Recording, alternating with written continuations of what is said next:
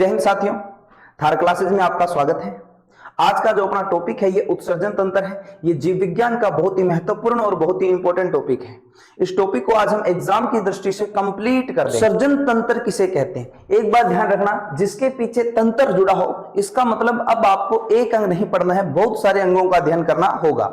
तो देखिए भी, नाम है उत्सर्जन तंत्र। तो देखिए, हमारे शरीर में कुछ अपशिष्ट पदार्थ उत्पन्न होते हैं। संजीवों द्वारा इन अपशिष्ट पदार्थों के निष्कासन के प्रक्रम को ही उत्सर्जन कहते हैं। जैसे उदाहरण के लिए समझिए, सिंपल तरीके से समझिए, हमारे शरीर में बहुत सारे अपशिष्ट पदार्थ बन जाते हैं। अपशिष्ट का मतलब फालतू कचरा बोलते हैं, जैसे पसीना है, सीबम है और CO2 है, मल मूत्र, ये हमारे शरीर के लिए अपशिष्ट है।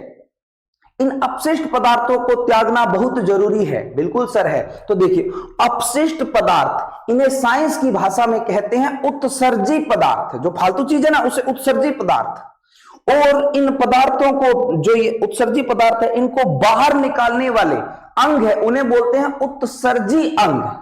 बिल्कुल भी, क्या बोलते हैं? उत्सर्जी अंग। और जो बाहर निकालने की प्रक्रिया है उसे ही कहते हैं उत्सर्जन। किसी कोई दिक्कत नहीं। जैसे देखो, क्लास के अंदर कोई बच्चा हुड़दंग कर रहा है, हुड़दंग मतलब हेनतेन कर रहा है, मैं उसे कहूं खड़ा हो, वो खड़ा होगा।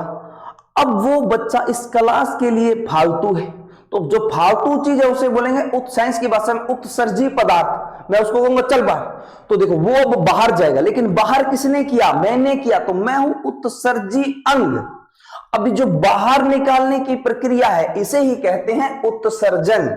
समझ गए सर? अच्छे से, कोई दिक्कत नहीं है। तो याद रखना प्यारे बच्चों, हमारे शरीर के अंदर जो फालतू पदार्थ बाहर करते हैं इसी क्रिया को उत्सर्जन कहते हैं। हमारे शरीर के अंदर ऐसे 5 अंग हैं जो फालतू पदार्थों को बाहर निकालते हैं। वो कौन कौन से अंग है? तो जैसे फेफड़ा, आंत, त्वचा, यकृत और किडनी। एक बात ध्यान रखना प्यारे बच्चों, ये जो 5 अंग है ना, ये अपने आप में एक चैप्टर है। जैसे फेफड़ा है, ये श्वसन तंत्र नामक चैप्टर में पढ़ा जाता है। आंत है, ये पाचन तंत्र में पढ़ा जाता है। त्वचा को कंप्लीट सेंसर ऑर्गन में पढ़ेंगे। और यकृत एक ग्रंथि है, तो इसे ग्रंथि नामक चैप्टर में पढ़ेंगे। किडनी, इसको ही हमें उत्सर्जन तंत्र में मेन पढ़ना है। किसी कोई दिक्कत? तो याद रखना, यहां पे गलती मत करना। कुछ बच्चे क्या करते हैं, जैसे फेफड़ा है तो यहां उत्सर्जन तंत्र, टॉपिक का नाम तो उत्सर्जन तंत्र है, लेकिन बच्चे क्या करते हैं, फेफड़े को उत्सर्जन तंत्र में पढ़ने लग जाते हैं। फेफड़े के बारे में नासा छिद्र, नासा कपाट, फेरिंग, लैरिंग, ट्रेकिया, ब्रोकाई, ब्रोकली, ऐसे मतलब। तो अपने को यहां नहीं पढ़ना है प्यारे बच्चों। याद रखना, फेफड़े को अपने श्वसन नामक चैप्टर में पढ़ लिया है। यहां पे केवल हम फेफड़े का काम देखेंगे। बात समझ में आई? फेफड़े को ओनली फॉर काम देखना, फालतू चीज आपको नहीं देखनी, ठीक है? तो देखो, अब 5 प्रकार का जो उत्सर्जी अंग है, ए शरीर में कचरो फेंके। अब आप एक एक करके अंग पढ़ना शुरू करा। तो देखिए, पहला अंग कौन सा है? तो पहला अंग है फेफड़ो। इस फेफड़े का उत्सर्जन तंत्र में क्या काम है? कौन सी चीज का उत्सर्जन करता है? उत्सर्जन का मतलब किसी शरीर के अंदर फालतू चीज बाहर फेंके। तो देखो, हमारे शरीर के अंदर CO2 बनती है। CO2 का मतलब कार्बन डाइऑक्साइड, जो हमारे शरीर के लिए जरूरी नहीं है। हमारे शरीर के लिए ऑक्सीजन जरूरी है, CO2 जरूरी नहीं है। बिल्कुल सर। तो CO2 को बाहर निकालना तो पड़ेगा ना। अगर बाहर नहीं निकालेंगे तो वो क्या बन जाएगी? हमारे शरीर के लिए बीमारी बन जाएगी। इन्हें बाहर निकालना बहुत ही जरूरी है। तो उसको बाहर कौन निकालेगा? फेफड़ा। फेफड़ा क्या करेगा? उसको निःशोषण कर देगा। जैसे देखो, मैंने श्वास लिया तो अंदर क्या गई? ऑक्सीजन। ऑक्सीजन अब मेरे शरीर में माइटोकॉन्ड्रिया उसी ऑक्सीजन का ग्लूकोज बनाएगा, लेकिन जो ऑक्सीजन को तोड़ेगा, तोड़ने के बाद ऑक्सीजन को किसमें बदल देगा? CO2 में। उस CO2 को बाहर कौन फेंकेगा? तो फेफड़ा फेंकने का काम करता है। और कभी कभी हमारे गले के अंदर बलगम वगैरह होती है ना, बलगम, वो जम जाती है। तो बलगम को भी बाहर फेंकने का काम कौन करता है? तो फेफड़ा। बलगम की हम बाहर देखो, कई बार आप गांव वगैरह में देखा कि बुजुर्ग लोग हुए सुबह सुबह धुनी जगा के बैठे, तो धुनी जगह यहाँ करके कई बार बलगम वगैरह जम जाए तो जोर वहां करके धुनी के नहीं, थोड़ा सा राख हटा के थूक करके वापस बलगम बाहर फेंकने को काम कौन कर ला रहे? तो ये कौन कर रहा है? फेफड़ा ही तो कर रहा है ना। बिल्कुल सर। कई बार हमारे शरीर में वाष्प बन जाती है। वाष्प मतलब धुआं। मैं हॉस्टल में पढ़ाई करता, नहीं तो हॉस्टल के अंदर के शीशा लग रहा, तो मैं शीशा के अंदर यहाँ करके फिर खुद को नाम लिखा करता है, बस शौक होया करता है ना। तो किसी कोई दिक्कत नहीं है। तो फेफड़ा समझ गए। फेफड़े को यहाँ पे अपने सिर्फ काम देखना है, बाकी श्वसन नामक चैप्टर में इसे पढ़ दिया। अब दूसरा अंग किसो है? तो आंत। अब इस आंत का क्या काम है? आंत को पाचन तंत्र में पढ़ा। आठे आंत को क्या काम होगा? देखो, आंत किस चीज का उत्सर्जन करती है? उत्सर्जन का मतलब कौन से फालतू पदार्थ का बाहर फेंकती है? तो मल और मल को बोलते हैं काइल। हमने पाचन तंत्र जाके देखना, वीडियो बनाया हुआ है, उसके अंदर कंप्लीट बता दिया। है ना। किसी कोई दिक्कत, जब भोजन मुंह में रहेगा तो बोलस कहलाएगा, जब पेट में यानी अमाशय में आ जाएगा तो काइल कहलाएगा, जो मलमूत्र के रूप में हो जाएगा तो काइल। किसी कोई उसी काइल को आंतें त्याग देती है। तो उत्सर्जन तंत्र में आपका इतना ही काम है। अब देखो आगे वाला चैप्टर है त्वचा। त्वचा को अंग्रेजी में स्किन कहते हैं। अब ये जो त्वचा है ना, त्वचा एक किस चीज का उत्सर्जन करती है? त्वचा के अंदर दो ग्रंथियां हैं, एक श्वेत ग्रंथि और एक तेलीय ग्रंथि। श्वेत ग्रंथि पसीने को निर्माण कराए और तेलीय ग्रंथि सीबम। सीबम मतलब तेली, ऑयल। सीबम मतलब ऑयल।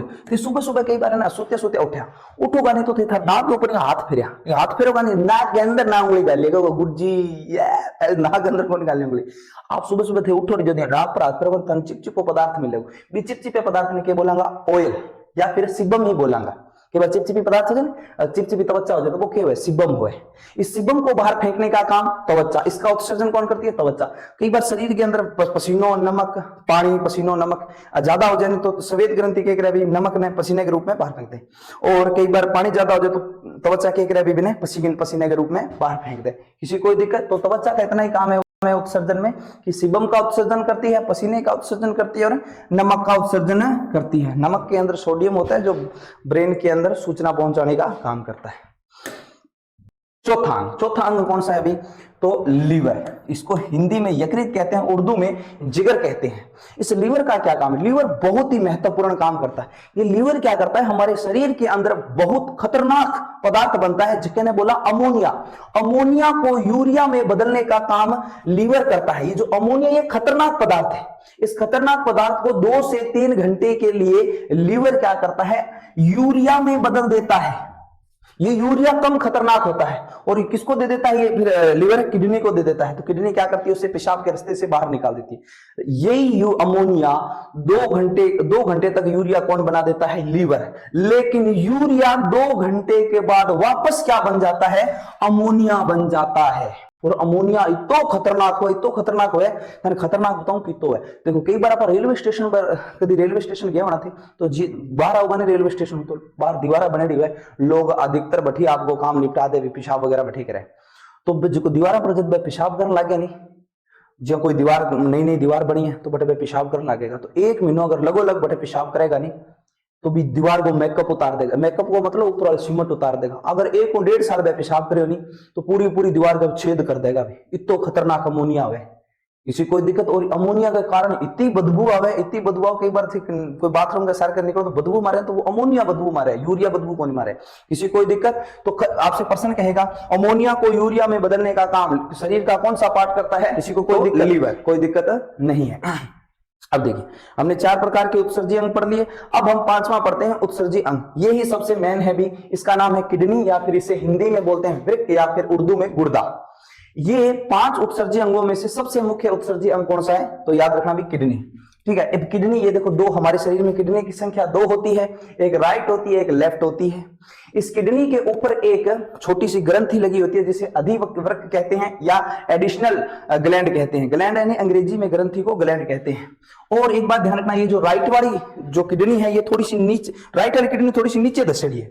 इन कारण की कि जस्ट ऊपर लीवर है, लीवर भाई जी ऊपर बैठे हैं तो किडनी दबेड़ी है, और जो अपने लेफ्ट वाली बात थोड़ी सी ऊपर उठेड़ी है ना। तो किडनी 2 है। इस किडनी को आकार ना सेम के बीज, सेम का बीज आपने देखा होगा, खाया भी होगा, वो है सेम को बीज।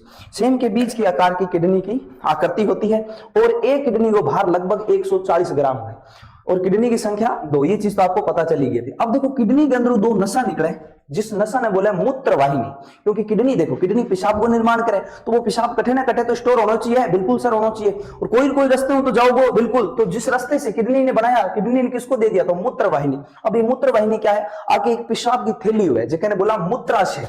तो ये जो मूत्र वाहिनी ये किससे जुड़ी रहती है? मूत्राशय। और इसी मूत्राशय के अंदर आके पेशाब क्या हो जाता है? इकट्ठा हो जाता है। लगभग ये आधा लीटर पेशाब इकट्ठा कर सकता है, इसकी क्षमता होती है। उसके बाद में मूत्र मार्ग द्वारा पेशाब को त्याग दिया जाता है। किसी को कोई दिक्कत? ये तो थी किडनी की बाहरी संरचना भी। अब देखिए भी, अब किडनी की आंतरिक संरचना देखने अपने को मेन किडनी पढ़नी है तो एक किडनी को अंदर से उधेड़ के देखते हैं, काट दी बीच में। अब देखा अंदरली साइड की है। देखो किडनी का बाहरी भाग होता है, इसे कार्टेक्स कहते हैं बाहरी भाग, और किडनी का जो आंतरिक भाग होता है ये वाला, ये जो आपको दिखाई दे रहा है ये आंतरिक भाग होता है। इसको आंतरिक भाग की जो संरचना होती है पिरामिड टाइप होता है, पिरामिड होता है ना, उसकी संरचना की किडनी में एक संरचना पाई जाती है जिसे बोलते हैं मिडुला। तो पर्सन कहेगा किडनी का आंतरिक भाग क्या कहलाता है, तो मिडुला कहलाता है। किडनी का प्रवेश द्वार तो रेनल हाइलम कहलाता है। देखो रेनल नामक नस पाई जाती है किडनी में, बहुत प्रकार की रेनल होती है, और हाइलम क्या होता है, इस प्रवेश द्वार को कहा जाता है। तो एक बार प्रश्न पूछा था एसएससी ने कि रेनल हाइलम नामक नस कहां पाई जाती है, तो किडनी में पाई जाती है। ठीक है, अब देखो इस किडनी के ऊपर एक झिल्ली चढ़ी हुई है। झिल्ली मतलब एक थैली। आप कभी भी कोई भी चीज देख लो, जैसे आपको मैं बताऊं, आप आपने जो कॉपी होगी, कॉपी के ऊपर देखा थे, कॉपी के ऊपर यहाँ थोड़ा थोड़ा चलाओगा नहीं, नाखून लगाओगा तो भी वो एक पतली पतली थैली उतरेगी। थैली नहीं झिल्ली बोला, यानी साइंस की भाषा में जो जिड़त, तो यानी जिड़त बिना आप थैली बोलता, बात समझ में आई ना। तो किडनी के ऊपर भी एक क्या है, थैली है। उस थैली का क्या नाम है, तो थैली का नाम है पेरिटोनियम। तो अपने यहां थैली तो कहेंगे नहीं, साइंस की भाषा में बात करेंगे। तो किडनी के ऊपर जो झिल्ली पाई जाती है उसे पेरिटोनियम। हर चीज पे झिल्ली पाई जाती है, जैसे फेफड़े पे जो झिल्ली पाई जाती है उसे प्लूरा मेम्ब्रेन, और ब्रेन की जो सिर है, ब्रेन है अपना, इस पर जो झिल्ली पाई जाती है उसको बोलते हैं मिनिन जॉइंट कहते हैं। हृदय के ऊपर जो झिल्ली पाई जाती है पैराकांड्रिक। उसी प्रकार से किडनी की झिल्ली को पेरिटोनियम झिल्ली कहा जाता है। इसका बाहरी भाग अब देख लो, नॉर्मल चीज, इसका बाहरी भाग क्या कहलाता है, तो कार्टेक्स, आंतरिक भाग मिडुला, प्रवेश द्वार रेनल हाइलम, यही सबसे ज्यादा अमोनिया पाया जाता है। और इस किडनी की इकाई क्या है, इकाई का मतलब क्या होता है, अंग्रेजी में यूनिट बोलते हैं, यानी यूनिट का मतलब बने किससे है। जैसे ये दीवार है, इस दीवार का निर्माण किससे हुआ है, तो ईंट से हुआ है। हमारे शरीर का निर्माण किससे हुआ है, कोशिका से, यानी हमारे शरीर की यूनिट क्या है, कोशिका। और दीवार की इकाई क्या है, तो याद रखना भी ईंट है। उसी प्रकार से इस किडनी का निर्माण किससे हुआ है, तो नेफ्रॉन से। अब अपने को नेफ्रॉन को देखना है कि नेफ्रॉन क्या है। देखो मैंने आपको बताया था ये किडनी है, इस किडनी के अंदर लगभग 8 लाख नेफ्रॉन होती है। एक बात ध्यान रखना भी, नेफ्रॉन के अध्ययन को नेफ्रोलॉजी कहते हैं, और नेफ्रॉन के जो डॉक्टर होता है उसे नेफ्रोलॉजिस्ट कहते हैं। एक बात सिंपल तरीके में समझो, जगह के लॉजी लाग नहीं मतलब अध्ययन हो गयो, जगह के पीछे लॉजिस्ट लाग जाए वो भी डॉक्टर हो गयो। दिक्कत कोई दिक्कत नहीं है। जैसे डर्मेटोलॉजी तो बच्चा को देने डर्मेटोलॉजिस्ट भी डॉक्टर हो जाए। अरे गुरु जी इतनी सी बात है। हाँ, तो ये है किडनी। एक किडनी के अंदर लगभग 8 लाख नेफ्रॉन पाई जाए। सोच सको कि इतनी सी किडनी 8 लाख नेफ्रॉन, और नेफ्रॉन, एक नेफ्रॉन की शेप इस प्रकार होगी। ये क्या है, एक नेफ्रॉन, ऐसी नेफ्रॉन 8 लाख होती है इसमें, समझ आ रही है। तो इन नेफ्रॉन ने मैं हाथ बनाया ताकि थाने आसान तरीका समझ आ जाए। ठीक है, तो देखा पहला नेफ्रॉन नहीं पढ़ना है। देखो ये एक नेफ्रॉन, इन नेफ्रॉन ने जब डॉक्टर जूम करी ना, जूम करके देखो आके जुगाड़, जूम करी ना तो नेफ्रॉन की जो मुंह की आकृति ना कोल्ले नुमा अर्ध चंद्राकार, या फिर आप बोल दो करव के समान की जो शुरुआत की जो आकृति ना बाटी नुमा, करव नुमा, गोल आकृति की। इन गोल आकृति में जब जूम करी ना तो गोल आकृति के मुख पे क्या है, एक गुच्छा जाली नुमा, मच्छरदानी नुमा एक संरचना पाई गई जिसे ग्लोमेरुलस कहा जाता है। इस ग्लोमेरुलस के जस्ट बैक साइड में बोमेन कैप्सूल या फिर संपुट पाया जाता है। ठीक है, और ये पूरी की पूरी संरचना ही क्या बन जाती है, नेफ्रॉन। यानी इस पूरे को जोड़ेंगे तो क्या बनेगा, नेफ्रॉन। अब अपने एक एक चीज पढ़ना शुरू करते हैं। देखिए इस नेफ्रॉन का जो मुख्य है उस पे जो जालीनुमा संरचना पाई जाती है उसे बोलते हैं ग्लोमेरुलस। ये ग्लोमेरुलस के काम करे, ग्लोमेरुलस के काम करेगा, ब्लड को छानने का काम करेगा अल्ट्रा फिल्ट्रेशन द्वारा या फिर निस्पंदन, इसको हिंदी में निस्पंदन कहते हैं भी। तो ग्लोमेरुलस का काम है ब्लड को छानना। ब्लड में से सारी चीजें कौन छानेगा, तो याद रखना भी ग्लोमेरुलस। और ग्लोमेरुलस इतो बावड़ो हो गए वो सारी चीजें ने छान दे। ब्लड में देखो ना ब्लड में अरे विटामिन तू के करे, प्रोटीन तू के करे, सारी चीजें ने छान देगो। और शुद्ध ब्लड में कहे चल चल चल आगे चल, शुद्ध मतलब प्लाज्मा छोड़ देगो, ऑक्सीजन को नहीं मिला शुद्ध कर देगो, भी कचरो सारो हटा लेगो।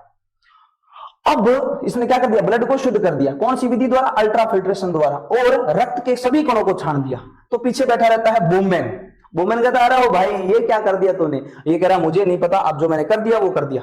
अब ये बोमेन क्या काम करता है, इसके बैक वाला हिस्सा ये बोमेन क्या करता है, तो आवश्यक पदार्थों का पुनः अवशोषण कर देता है। आवश्यक पदार्थ कैसे सर, आवश्यक पदार्थ का मतलब होता है जो शरीर के लिए जरूरी है उनको वापस, जैसे विटामिन, प्रोटीन, इसने तो सबको छान दिया तो उसको वापस भी तो मिलाना पड़ेगा। बिल्कुल सर, तो प्रोटीन विटामिन को वापस ब्लड में मिलाने का काम कौन करेगा, तो बोमेन कैप्सूल या फिर संपुट। किसी को कोई दिक्कत, पर्सन कहेगा कि ग्लोमेरुलस में सॉरी नेफ्रॉन के अंदर, ब्लड के अंदर आवश्यक पदार्थों का पुनः अवशोषण कौन करता है, तो याद रखना बोमेन।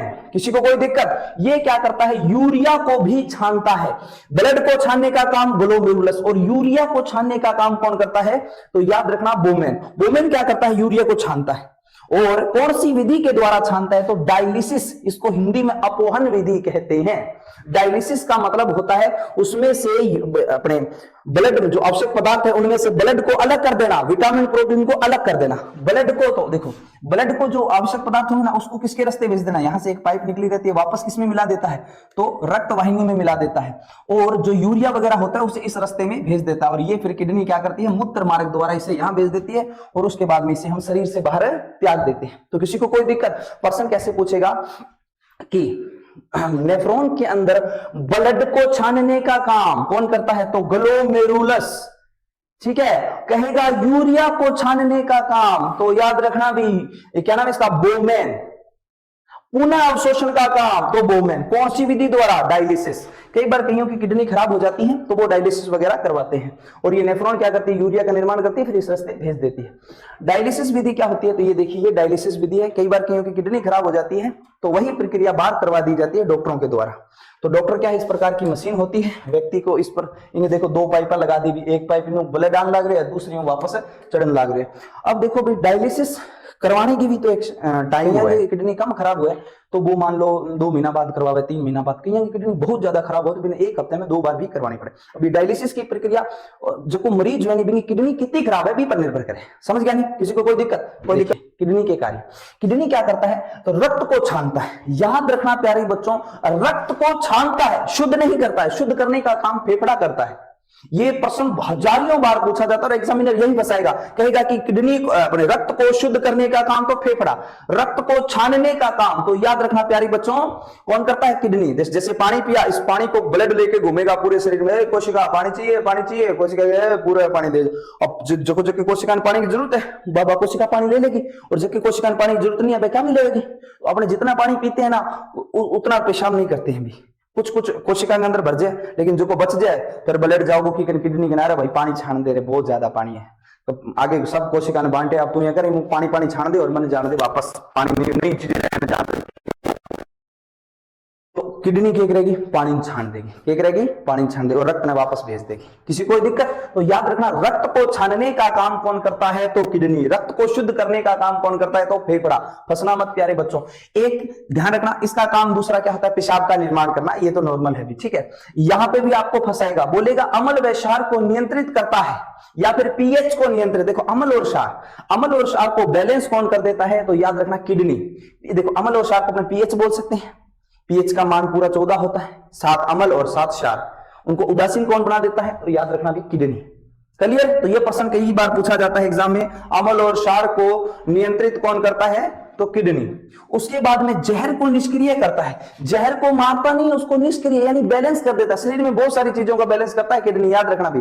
तो याद रखना प्यारे बच्चों, जहर को निष्क्रिय यानी उसकी क्षमता ही खत्म कर देता है। अब जैसे इंसान है, कोई इंसान है, उसके मैंने गोली मार दी, उसकी ताकत तो खत्म, वो पड़ा है मरा हुआ। लाश बच्चे भी तो लाश बना के कौन छोड़ दे?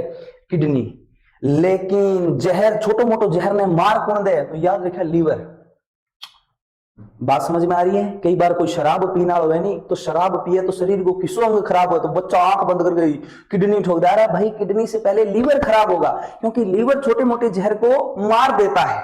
किसी कोई दिक्कत? कोई दिक्कत नहीं है। एक प्रश्न पूछा जाता है कि किसी व्यक्ति को देखो किसी व्यक्ति को खाने के अंदर जहर देकर मारा जाए तो डॉक्टर उस व्यक्ति के किस पार्ट से चेक करेगा कि उसे जहर देकर मारा गया है या फिर नहीं? तो याद रखना लीवर को चेक कर लेगा भी हाँ इसे जहर देकर नहीं मारा गया है या इसे जहर देकर मारा गया है, ठीक है। तो याद रखना प्यारे बच्चों, शराब पीने से कौन सा अंग खराब होता है?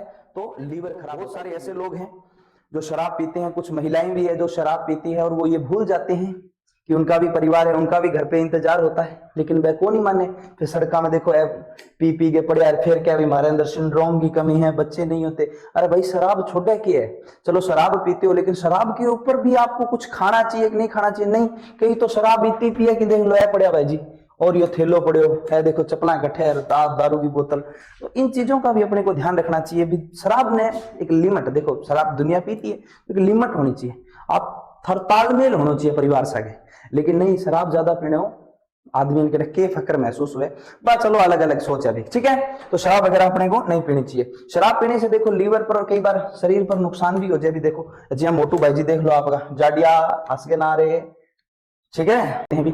देखो किडनी लगभग समाप्त हो गई है। अब देखते हैं पेशाब के बारे में। कई बार पेशाब से प्रश्न पूछ लिए जाते हैं। तो देखो पेशाब के अंदर 95% जल पाया जाता है और केवल 2% ही यूरिया पाया जाता है। और पेशाब का पीएच मान होता है 8.4, यानी इसके स्वभाव कैसा होगा, अम्लीय। तो नॉर्मल है अभी 8.4 यानी 7 से नीचे है तो अम्लीय होगा, कोई दिक्कत नहीं है अभी। तो पेशाब का पीला कलर किसके कारण होता है, ये भी अपने को ध्यान होना चाहिए। देखो पेशाब का कई कलर हो जाते हैं अभी। तो पेशाब का पीला कलर यूरोक्रोम के कारण होता है। मैंने आपको पाचन तंत्र में पढ़ाया था कि जो मल है उसका पीला कलर बिलिरुबिन के कारण होता है, लेकिन याद रखना अपने पेशाब का पीला कलर यूरोक्रोम के द्वारा होता है। कई बार पेशाब में बहुत भयानक बदबू आए, बहुत गंदी तरह बदबू आए। वो बदबू किसके कारण आती है, गंध किसके कारण आती है, तो अमोनिया के कारण। ये देखो पेशाब का कलर है भी अलग अलग। तो पेशाब एकदम साफ में हो जाता है ना, बिल्कुल साफ में आसमान पर पहुंचे, तीनों रंग एकदम पीड़ो पीड़ो होने लग जाए, जलन होने लग जाए पेशाब। ठीक है, तो पेशाब कब तक ठीक रहे, तो 4.8 तक, यानी लगभग ई लेवल तक पेशाब को ठीक रहे। आगे जाने के बाद में दिक्कत होने लग जाए पेशाब। समझ आ रही है। तो आपसे प्रश्न नॉर्मल पूछ लेगा। जल 95%, यूरिया 2%, इसका पीएच मान 8.4 है और स्वभाव अम्लीय स्वभाव का है, पीला यूरोक्रोम के कारण, गंध अमोनिया के कारण। अब आगे बढ़ते हैं। कई बार पेशाब होती गंध बदबू आ नहीं देते, लोग यहाँ कर रहे थारो एक तो ध्यान बढ़ो कर। अब देखो ई साहब भाई साहब और कई बार बदबू आ नहीं तो लोग मतलब 5 प्रकार को मुंह बढ़ा है ना। तो देखो भाई साहब और अरे भाई छोड़ दे, ठीक है। किसी को दिक्कत, कोई दिक्कत है नहीं है। अब देखो भी जो आगे वाला टॉपिक है वो देखो किडनी की बीमारियां। यहां से प्रश्न कई बार पूछ लिया जाता है। तो किडनी की बीमारी क्या है, किडनी में कई बार पथरी पड़ जाती है, उस पथरी को स्टोन कहते हैं। कई बार आपने फिल्म में देखा, अरे भाई मुझे छोड़ दे, मेरी पथरी में तो स्टोन है। तो याद, मेरी पथरी में नहीं, मेरी किडनी में स्टोन है, ठीक है। तो देखिए ये जो पथरी है ये किडनी के अंदर पड़ जाती है। किडनी अपने अठे हुए, देखो भाई साहब बना लगा रखे अठी किडनी हुआ बैक साइड में। तो डॉक्टर कभी भी ऑपरेशन करेगा नहीं तो बैक साइड में ऑपरेशन करेगा किडनी को, ठीक है। तो किडनी के अंदर पथरी पड़ जाती है। और बहुत बार प्रश्न पूछ रहा है कि जो किडनी के अंदर पथरी और की बनी हुई है, तो कैल्शियम ऑक्सीलेट बहुत बार प्रश्न पूछा जाता है। तो ये थोड़ा सा ध्यान में रखना भी। ये देखो किडनी के अंदर पथरी, मोटा मोटा दगड़, भाटा बोलता हूं, भाटा दगड़, देख लिया इतनी मोटी को नहीं, मतलब किडनी आ रहा, मतलब थोड़ा जूम करके दिखा रही ज्यादा चीज दिख जाती। आगे बढ़ते हैं। और कई बार किडनी में इतना दर्द हुआ, पथरी में इतना दर्द हुआ, इस बहन जी की हालत देख लो, बहुत बुरी हालत होने लगी, रड़क निकल जाए। मेरे एक दोस्त हो सूर्य प्रताप, उसके पिताजी की पथरी थी भी, बहुत भयंकर पथरी, बहुत भयंकर। कई बार मैं दर्द करता हूं तो रड़क कटा देता। और मतलब कई बार तो मैंने क्या करता यार पापा क्या बहुत ज्यादा दर्द हो, मैं समझ जानता हूँ पथरी है, और वही मैंने कहता यार पापा बहुत ज्यादा पथरी। तो किडनी की पथरी इतनी दर्द करे, इतनी तो हाथ धोई ज्यादा करे, याद रखिए। कोई दिक्कत नहीं है। उसके बाद में दूसरा रोग कौन सा है, अमोनिया। अमोनिया रोग क्या होता है, पेशाब के अंदर यूरिया, देखो यूरिया की मात्रा बढ़ जाती है, जिसे अमोनिया रोग कहते हैं। अब अमोनिया रोग देखो, अमोनिया रोग के कारण कि पेशाब के अंदर बदबू बहुत आ गई, पेशाब के अंदर गंद की किसी रोग के कारण पेशाब बदबू मारना आ जाएंगे, मतलब अमोनिया रोग हो जाए। कई बार तो नेचुरल है, अभी पेशाब करता हूँ ताजो ताजो तो बिना 2 घंटा बाद वो अमोनिया बढ़ जाए वापस, वो भी बदबू करे, तो ध्यान रखना भी अमोनिया रोग हो जाता है कई बार। अब देखो तीसरा रोग है गंठिया। गंठिया मतलब देखो जोड़ा में दर्द नहीं, गंठिया रोग बोले, ठीक है।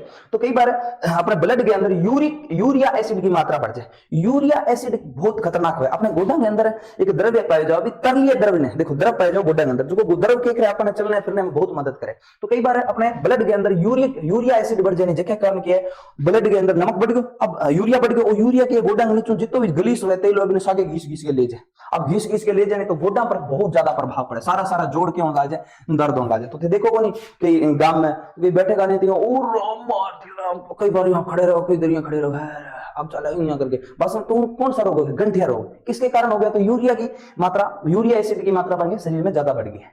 तो गोडा करेगा कट्टड़ कटड़ियां लगे जो कोई, देखो जैसे कहीं गोडा बाजे नहीं तो मान किस रोग हो जाए, गंठिया रोग, ठीक है। किसी कोई दिक्कत नहीं है। कई बार किडनी खराब हो जाती है, तो किडनी को ट्रांसफर किया जा सकता है। व्यक्ति एक किडनी पर भी जी सकता है, जिंदा रह सके। 2 किडनी है तो कोई दिक्कत बात, एक किडनी है तो भी आदमी जिंदा रह सके। किडनी को ट्रांसफर भी हो सके। किडनी को ट्रांसफर 48 घंटे के अंदर हो जाना चाहिए। 48 घंटे के बाद में किडनी कोई काम की कौन, यानी किडनी को जीवन काल 48 घंटा हुआ। कई बार डॉक्टर ऑपरेशन वगैरह करे नहीं तो क्या काम करे, एक साइड तो मरीज ने स्वाद है, एक तरफ जो किडनी ने दान करे बिना स्वाद। अब किडनी कहीं भी ले सके, अभी माँ बहन भाई बहन पिता पुता कहीं भी किडनी अगर थारी खराब है तो खराब ना आती है, कौन 3 किडनी लगा ले यार, 3 किडनी कौन लगाने, किडनी 2 ही ठीक रहे, और एक किडनी पर भी जिंदा रह सकते हो। तो मानो एक किडनी पर भी जिंदा रह सकता है, ये भी बात ध्यान रखना भी। अब देखो भी हर किसी के अंदर फालतू पदार्थ बनते हैं, उन फालतू पदार्थों को बोलते हैं मुख्य उत्सर्जी पदार्थ, यानी फालतू पदार्थ यानी उत्सर्जी पदार्थ। अब देखते हैं कि कौन कौन से जीव पेड़ पौधे किन उत्सर्जी पदार्थों को त्यागते हैं, ठीक है। तो करते हैं शुरुआत। देखिए पेड़ पौधे को जो पेड़ पौधा अन्य उर्दू में पादप बोले, ठीक है। पेड़ पौधा को जो फालतू यानी उत्सर्जी पदार्थ कौन सा होता है? गोंद, जिसे लाशा बोलते। कई बात मारो खानी पेड़ पौधा तो बांगो 2 दिन बाद जाके देखो तो बड़े गूंद जम जाएगा, तो वो गूंद क्या है? पेड़ पौधा के लिए फालतू पदार्थ यानी उत्सर्जी पदार्थ है, किसी को दिक्कत। और बात करें कि यूरिया उत्सर्जन यानी यूरोटेलिक, यूरिया उत्सर्जन को काम कौन करेगा? तो स्तनधारी, स्तनधारी जितना भी जीव है, जैसे स्तनधारी में मानव भी आता है। कई बच्चा नहीं है कौन को तो स्तनधारी के हुए, स्तनधारी में मानव तो है गुरुजी, ठीक है। मानव में महिला हो या फिर पुरुष हो, देखो महिला और पुरुष दोनों ही स्तनधारी होते हैं। महिला के जो महिला होती है ना, उनके अंदर स्तन के साथ साथ स्तन नामक ग्रंथि पाई जाती है, जिनके कारण उनके स्तनों में उभार आ जाता है। पुरुषों के अंदर स्तन नामक ग्रंथि नहीं पाई जाती, इसलिए उनके पुरुषों के जो स्तन है वो विकास नहीं कर पाते। तो याद रखना। तो प्रश्न कहेगा यूरिया उत्सर्जन में कौन आता है? तो याद रखना स्तनधारी। स्तनधारी में पशु है, मानव है, ये सब क्या करते हैं? यूरिया को त्यागते हैं। जैसे पेशाब वगैरह है ना, वो अपना यूरिया ही है, किसी को दिक्कत? कोई दिक्कत नहीं है। अब देखो भाई, यूरिया एसिड, यूरिया एसिड को कौन से जीव त्यागते हैं? यहां से कई बार प्रश्न पूछा जाता है, यूरिया एसिड को कौन त्यागता है? तो पक्षी और सरीसृप जो रैंक कर चलते हैं, ये किसको त्यागते हैं? तो अपने शरीर से यूरिया एसिड को त्यागते हैं। अपने यूरिया उत्सर्जी है और पक्षी वगैरह ये यूरिया एसिड उत्सर्जी है। बिल्कुल सर, समझ गए। अब देखो भी 4 नंबर पे देखते हैं कि अमोनिया उत्सर्जी यानी अमोनिया को कौन त्यागता है? अपने तो अमोनिया को यूरिया में बदलते हैं, उसके बाद में त्यागते हैं, लेकिन कुछ जीव ऐसे हैं जो सीधा अमोनिया को ही त्याग देते हैं, जैसे मछली, कीट, ये जितने हैं ये किस चीज को त्यागते हैं? तो अमोनिया को ही त्याग देते हैं। अब देखो अंतिम कौन सा है? ग्वानिन। ग्वानिन का उत्सर्जन कौन करता है? तो ग्वानिन का उत्सर्जन मकड़ी जैसे जीव है, ये ग्वानिन मुंह से क्या करते हैं? ग्वानिन का उत्सर्जन कर देते हैं। तो ये था अपना उत्सर्जन नामक चैप्टर। उम्मीद करता हूं कि आपको समझ आया हो। अगर समझ आया तो इस वीडियो को लाइक शेयर सब्सक्राइब जरूर करें। मिलते हैं इसी प्रकार एक नए चैप्टर के साथ। जय हिंद, जय भारत।